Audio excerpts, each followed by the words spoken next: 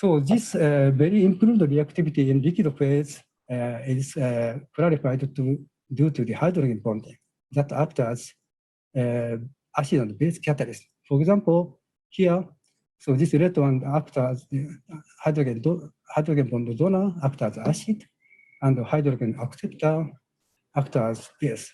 These catalytic activity is effective only in the gas phase. Okay.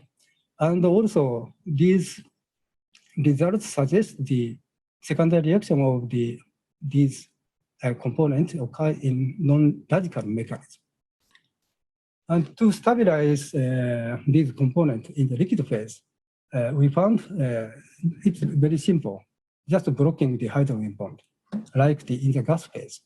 And also in hydrogen bond acceptor solvent, like the polar ether and aromatic substance. For example, aromatic substance OH-pi interaction is formed. That means this suppresses the intermolecular hydrogen bonding of levoglucosan.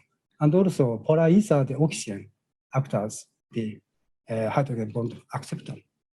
So this is the example of the polar ether. We use this polar ether and heated 30 minutes.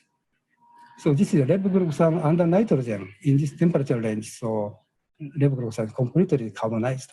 But in this polar ether, almost completely recovered and almost no color.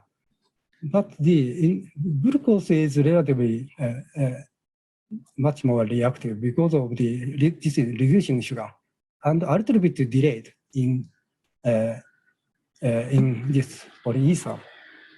But the product composition is quite different. So as you know, so glucose is converted to caramelized products like the heating on pan. But in polar ether, this reaction completely inhibited and at a slightly higher temperature, selectively fragmented into these C2, C3, and C1 compound, and yield is up to 75%. So we can easily control the reaction by changing the hydrogen bonding pattern. And this is the in aromatic solvent. In aromatic solvent, levoglucosan is stabilized up to 340 completely in this aromatic solvent. And this activity is correlated with the pi electron density. So if this is possible, so we can get the levoglucosan.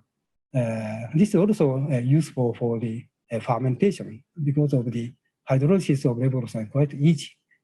So, but the still application to cellulose and wood is quite challenging because of the due to the effect of the crystalline structure.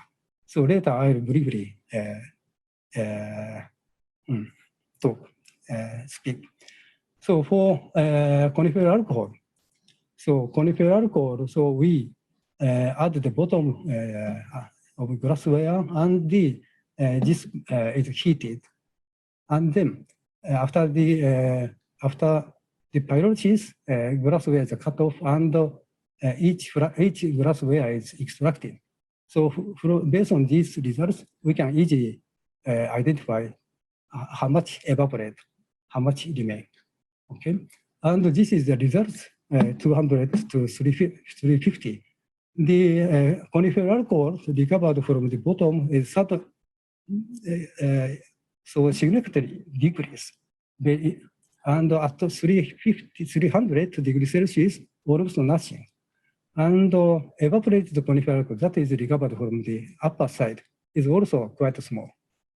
So this coniferous alcohol is stabilized at the upper side where the reaction temperature is lower. But the major component product is condensation product, that's a polymerized product. And also side chain conversion product is produced. And please remember the primary pyrolysis reaction takes place in this temperature range. So if the coniferous alcohol is produced, mostly the product is condensation product. And also coniferous alcohol side chain structure change from trans to cis, and oxidation, reduction, and side chain break. And interestingly, lignin pyrolysis products, so that monomer, lignin derived monomer is quite similar, and the composition also is very similar. That means these products may be from the secondary degradation of the polyphenol alcohol. So this is the condensation mechanism and its control. So in lignin pyrolysis, ether cleavage is quite easily occur, but mostly in the radical mechanism. That means the initial product is radical. So radical is easy to coupling to condensed products. This is one mechanism. If a radical abstract hydrogen to stabilize the polyphenol alcohol, but this is very easy to be to form the quinomethyl intermediate to form condensation.